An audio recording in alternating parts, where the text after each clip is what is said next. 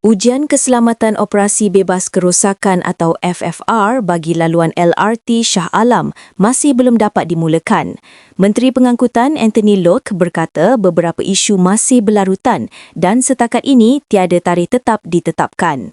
Setakat hari ini masih tiada tarikh tetap, katanya pada sidang media mengenai prestasi prasarana bagi 2025 dan tinjauan 2026 di sini hari ini, 7 Januari 2026.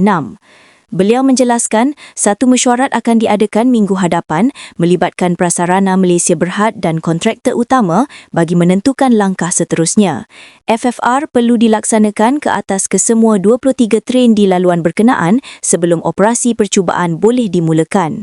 Hanya selepas itu barulah permohonan kelulusan operasi boleh dikemukakan kepada kementerian. Walaupun kecewa dengan kelewatan, Anthony Loke menegaskan aspek keselamatan mesti diutamakan dan kontraktor perlu bertanggungjawab sepenuhnya.